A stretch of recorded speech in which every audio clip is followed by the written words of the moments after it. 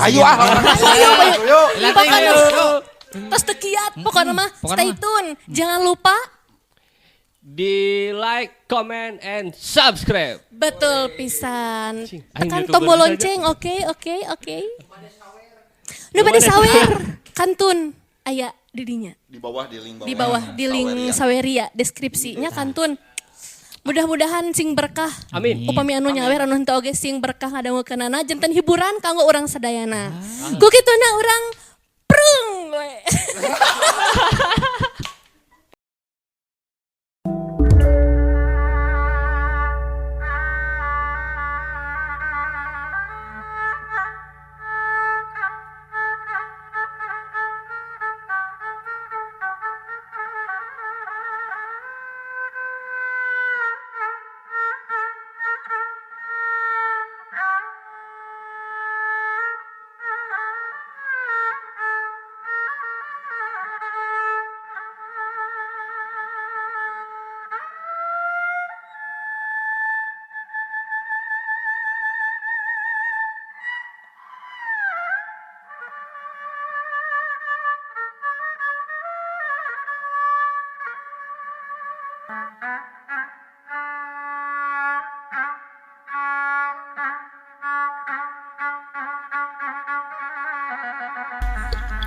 Mitra kaum dangu aya jelema bakat tingku miskina manehna teu boga duit saperak-perak acan cek babasan baheula mah teu boga sapeser goeng acan mitra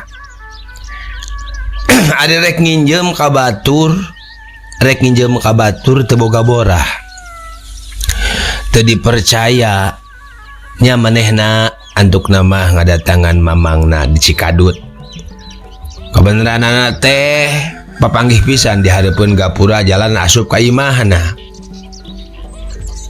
Mang tulungan kuring mang. Naon? Ngecelok 100.000 weh. Hah? Ngecelok 100.000. Karena naon? Kerdahar mang. Hah? Kerdahar. Tos 5 poe puasa. Nah puasa pancan wayahna dulu nyata mang kuring teh eueuh duit keur barang beuli hampura alo amang teh boga pisan keur kosong ieu ge yo keur ngabangbrangkeun hate yo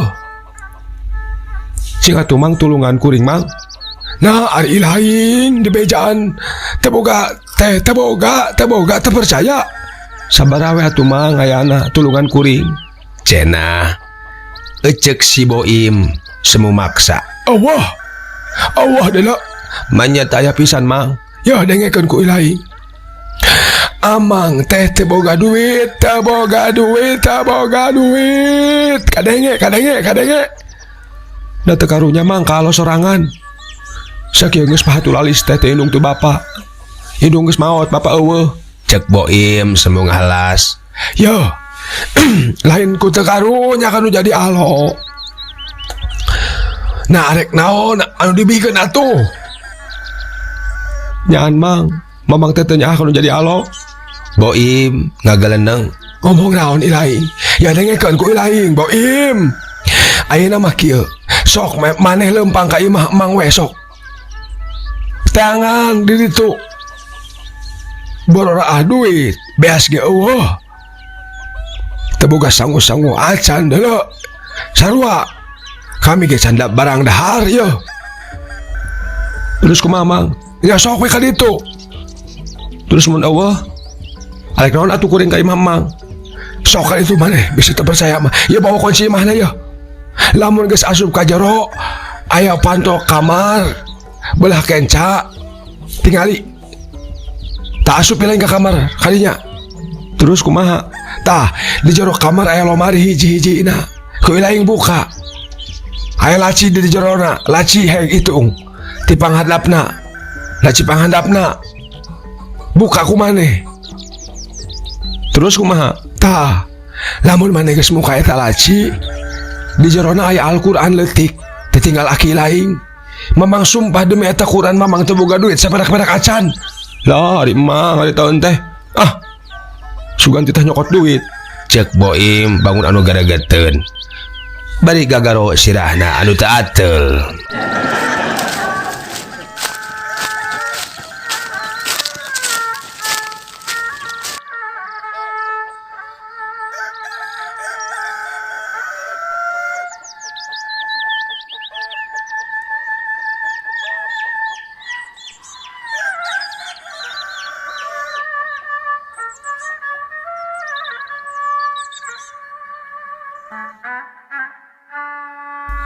Mitra kaum dangu ti harita si Boim tara nyamperkeun deui mamangna. Hatena kuciwa asa diheureuikeun. Nya manehna jumerit ka Gusti Allah. Nganaha-naha pinuh ku pertanyaan-pertanyaan dina polona. Nah Allah teu bet adil, teu adil pisan. Ari batur beunghar, ari kuring sangsara. Ari batur segala boga, ari kuring jang dahar ge eueuh. Jang dahar ge teu aya geus 5 poe, malah kagenep poe ieu can dahar-dahar ka satu aing protes.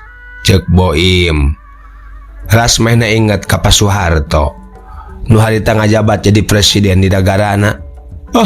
Arek protes ka presiden. Cenah bari nguniang nangtung kop nyokot kertas salambar jeung pulpen. Getrut mehna nulis. Tulisan acak-acakan bari jeung jore geus uyuhan sakitu ge. Kusabab baheula kakarak sataun sakola teh eureun teu kamodalan. Kaburu maot indungna ari bapana teuing ka mana. Sagala nu aya dina pikiranana dieurihkeun kana eta coretan. Beres nyieun surat mehna kukurilingan neangan amplop. Maksud arek diposkeun ngan edas teu boga duit jeung meuli parangkona. Barang lempang ka hareup, ulak ilik, bereh ka tempo, aya kertas anu mirip amplop kop dicokot. Kabeneran kosong sup kertasnya diasupkeun ka dinya. Bari jeung teu kabeli perangko kapaksa ku nekad mehna ngirim surat teu ditempelan perangko. Terus diasupkeun kana kotak surat di sisi jalan. Dina pikirna Allah Maha Uninga kana maksud hambana. Kitu.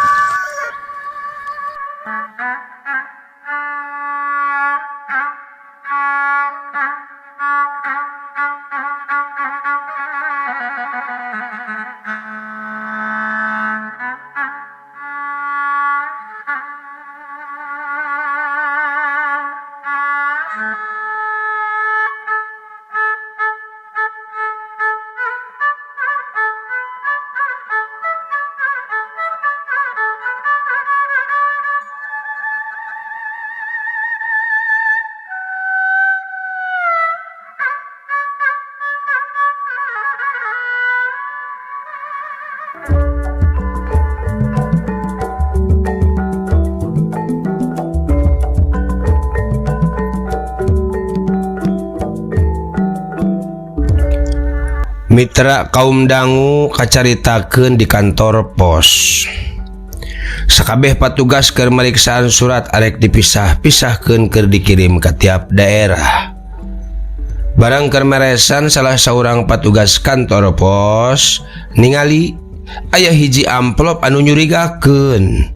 Sabab eta amplop eueuh parangkoan. Jeung amplop nage amplop kotor kawas menang mulung. Anu anehna deui dialamatkeun ka Bapak Presiden Soeharto anu aya di mana wae cenah. Gura-giru eta patugas ngalaporkeun surat ka kapalana. Punten Pak, ieu aya amplop surat anu nyurigakeun Pak. Saha pangirimna? Kulan. Pangirimna saha? Boim. Aya alamat pangirimna? Aya. Terus nyurigakeun teh nyurigakeun kumaha? Mohon iya ku ditujukeunna kanggo Pak Presiden. Hah? Ditujukeunna kanggo Pak Presiden, Pak. Mitra kaum dangu kepala kantor pos teu wani muka eta surat sabab sieun kasalahkeun. Nyantukna mah manehna nelpon polisi ngalaporkeun yen aya surat anu nyurigakeun. Tekung silila kurunyo anggota polisi malah dibarengan ku brimob jeung ti pasukan anti teror sagala. Maranehna menta katerangan ti sakabeh patugas kantor pos. Akhirna eta surat dibawa ke kantor polisi, terus dibuka di lab forensik, disaksian ku komandana. Sabab bisi ngandung racun atau virus antrak atau naon bae anu badis ngabahayakeun jalma rea. Mitra kaum dangu barang dibuka eta surat terus dibaca ku komandana. Kabeh ge anu teu seserian atuh ngadenge eta surat. Oh, kepada yang terhormat, Cek komandana maca eta surat dibedaskeun. Bapak Presiden, nu ditangtayungan ku Allah Subhanahu wa taala. Anu tempatna duka di mana? Tulisannya meni goreng kieu yo. Sareng hormat Bapak Presiden, tos 5 dinten abdi teu barang tuang. Teu gaduh artos. Menta kanu jadi mamang teu dipasihan. Bapak Presiden sing karunya ka abdi ayeuna nuju peryoge artos 100.000 kangge meser tuangeun. Da Bapak Presiden mah maha ulas tur maha asih ka rakyatna. Manya teu gaduh artos 100.000-an. Banyak maka teu gaduh artos 100.000 acan. Sakieu serat ti rakyat nu miskin. Diantos jawabanana hatur nuhun Boim rakyat anu miskin.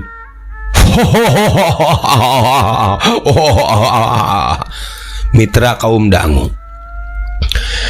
Demi eta polisi komandana teh barang geus maca eusi surat.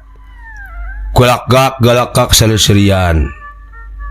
Tapi lila-lila jep jarempe mehna nyadar yen meureun bener jelema bakat ku hesen yangan pagawean nembe ka ngadu ka Bapak Presiden sagala. Jorojoy timbul karunya ka eta jelema.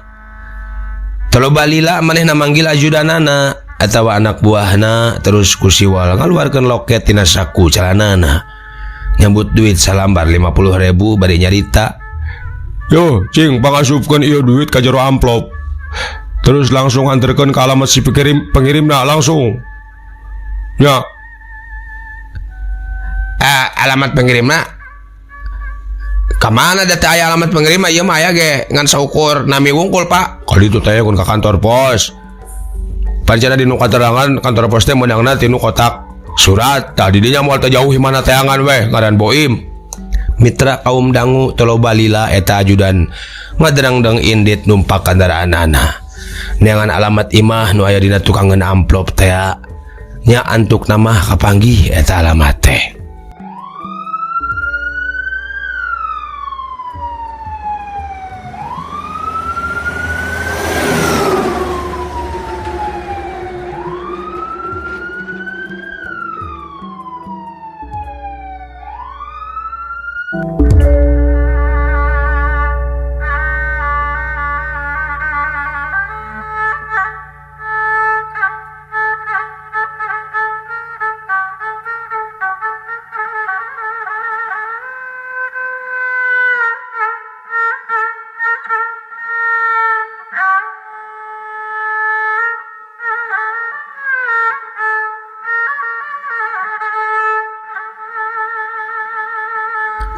Mitra kaum dangu kacaritakeun anu di jero imah. Boim hari teker gogoleran bari nyeklan beteungna anu murid lapar candahar. Ngarenjag reuas sabab aya anu ngagedor panto di luar. Jung nangtung pojengkang ka hareup barang diintip dina jandela kaca gebeg mehna reuas sabab barang diintip tina jandela anu datang teh geuningan polisi. Geuwat mehna gura-giru muka lawang panto. Manehnya anu nulis surat ka Bapak Presiden teh nya. Cek polisi bari ngasongkeun amplop. Tah ieu geus aya balasanna ti Bapak Presiden yeuh. Cek polisi bari ngajangkat deui indit balik teu nungguan jawaban ti pribumi. Demi Boim sajongjongan mah ngembang kadu teu bisa nyarita. Buru-buru eta surat dibawa ka jero bari nutupan panto. Ari barang dibuka maehna mani gumbira. Gumbira sabab suratna geus dibales jeung aya duitan deui. Duh, nuhun Bapak Presiden. Kuring arek mulang tarima ka Bapak Presiden. Cenah bari terus ngotret nyeun surat deui. Kahatur Bapak Presiden anu datang tayungan ku Allah Subhanahu wa taala. Anu tempatna duka di mana? Hatur nuhun surat abdi tos dibales. Mung engke deui tong dititipkeun ka polisi. Sabab artos di Bapak Presiden teh anu katambi ku kuring mah ngan 50.000. Pan abdi tanyungkeun 100.000. Hatur nuhun ti abdi, Boim, si rakyat miskin. Mitra kaum dangu reng saeta bus surat teh diabuskeun kana amplop wadah duit kiriman teh. Jung nangtung leos indit ninggalkeun imahna rek ngajugjug ka kotak surat. Kawas kamari meh ngirim surat ka presiden teh.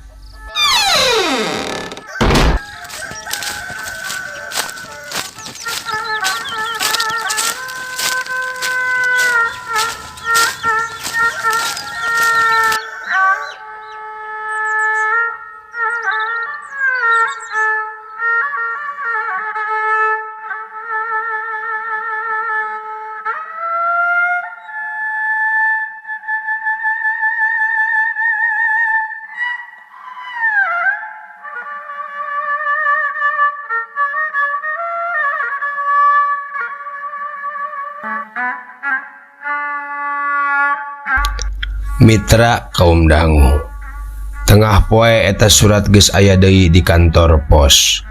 Kulantaran ayeuna mah geus apal ka mana kudu mikeunna, nya kepala kantor pos teh langsung weh nelpon polisi deui. Harita eta surat geus tepi di kantor polisi langsung dibaca ku komandana. Rai beungeutna jadi burahai jiga ruhak dina parukuyan. Lir beus tah beuleum bari hohoak meh nyarita ka ajudanana. Oh, panggil ayeuna keneh jelema anu nulis surat ieu. Langsung gebluskeun ka jero penjara tuh man. Jelema ieu geus ngahina aparat hukum. Cek eta komandan bari ngajojowet eta surat jiga nu kasinggung. Mitra kaum dangu kacaritakeun jelema anu menang duit si Boim. Harita teh keur indit ka warung rek meuli beas jeung mie instan, da puguh boga duit teh. Barang keur tutunjuk di warung bari milihan anu rek dibeli, jol nu ngomong di tukangeun manehna. Jangan bergerak, Anda saya tahan. Si Boim nu ngarasa aya nu tiis dina beheungna teu wani ningali ka tukang. Barang direret saeutik ku juru matana, sing horeng tungtung pistol anu napal teh. Reuas ge can beak geus garawak leungeunna dikatukangkeun, semu diparieuskeun. Kerak-kerak borgol geus aya dina pigeulangna, lebih pigelang leungeunna. Mitra kajadian teh beda jeung anu di Bekasi, ngan pedah teu ditutupan hungkul sirahna, da puguh lain teroris ieu mah. Singkat ieu carita di kantor polisi tuku hanteu mehna ditanyaan nepi ka tetelepek segala ditanyakeun. Mane aya hubungan jeung teroris ha? Teroris di mana orang teroris? Teu apal-apal acan kuring mah. Tembal si Boim. Boga hubunganan maneh jeung si Amroji jeung si Borneo, nu hubungan maneh jeung Kang Encep ayo. Mitra kaum dangu sagala ditanyakeun. Bakatku teu kuat si Boim ditanya wae. Atuh kalepak weh mehna ngalepak kapaehan. Sabab geus teu kuat. Ngambean bau sungut manehna jeung sungut anu nanya jabaning beuteung kosong can karadaban naon. Geus ampir genep poena. Nya akhirna mehna disaret ka jero sel. Bari kapiuhan. Goledag digolerkeun dina kasur majun di bantalan ku busa urut jok mobil. Keun antep-antep. Ke lamun geus udang urang tanya deui. Gelo sugan jelema teh yeuh. Ceuk polisi ka babaturanana. Jepret sel di kuncian. Gidig polisi arindit deui ka tempatna sewang-sewangan.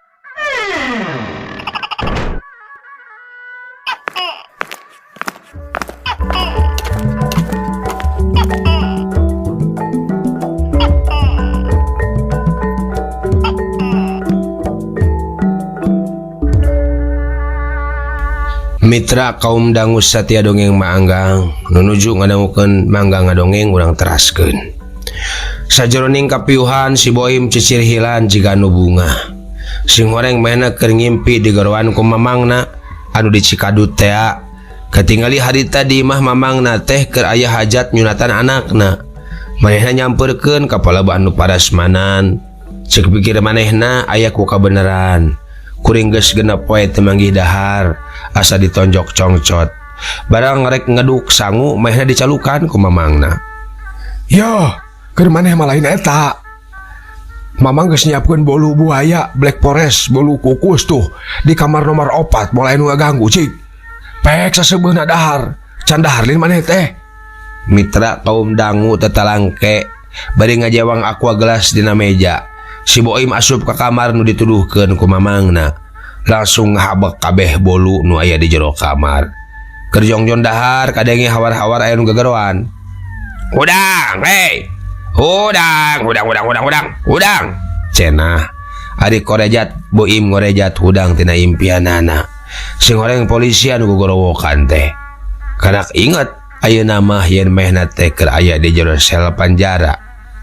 Tah geuning geus hudang maneh teh. Barang si Boim rek ngajawab eureuleu mehna teurab terus nyabak beuteung asa kamerkaan. Asa seubeuh pisan beuteungna teh. Nah atuh mitra ari direret teh. Sing horeng jok mobil anu dipake bantal geus beak sabelah. Polisi arolohok bari gogodeg.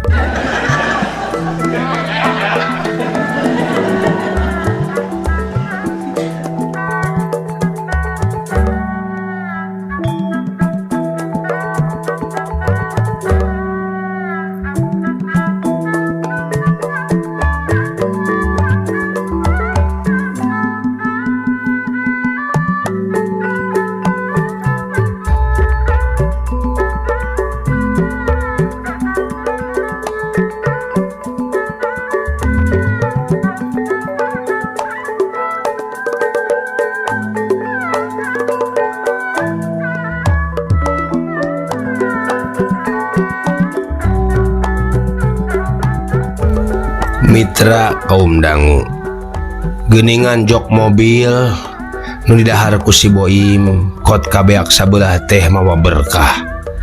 Manehna teu tuluy disidang ka pengadilan tapi terus dikirim ke rumah sakit jiwa. Nya tidinya mah meh nangah-nangahning teu kitu kumaha. Beuteung lapar wan cidahar dibere tunduh karisare jeung nu leuwih ngabungahkeun hatena teh nyaeta di dinya mah manehna teh loba kapusing. Mitra di dinya mah manehna teu loba kapusing. Rieu saeutik disuntik mamarahan arang-arang sula dibere obat. Pokona intina si Boim ngarasa bagja kusabab bisa saleuseurian oge jeung bisa suka bungah jeung pasien-pasien rumah sakit jiwa lainna.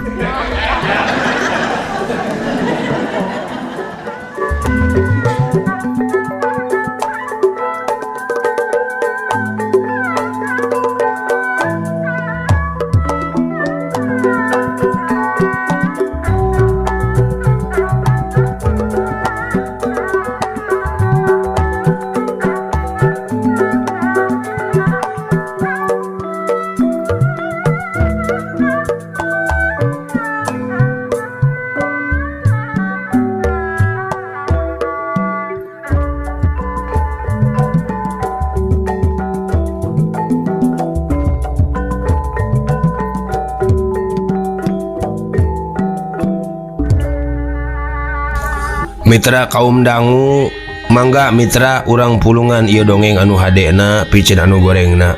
Mudah-mudahan urang tiasa nurutan jalan si Boim ieu kusabab manehna lebih tangtrem aya di rumah sakit jiwa. Ngahnang-ngahning beuteung lapar wan cidahar dibere tunduh karisare riet seeutik dibere ubar mamarahan frustasi disuntik jeung nu leuwih ngabungahkeun hatena nyaeta di dinya mah di dinya mitra manehna teu loba kapusing kusabab bisa saleuseurian suka bungah jeung pasien-pasien rumah sakit jiwa lainna. Mangga mitra upami bade aya nu nurutan kumanggang diantosan di ditu.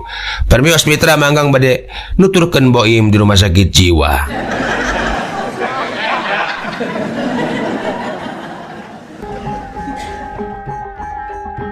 Kembang gadung nu kahatur nyangakeun ieu pangbakti Palurah Serang Mekar neda kasarika tapi pang bakti di sewa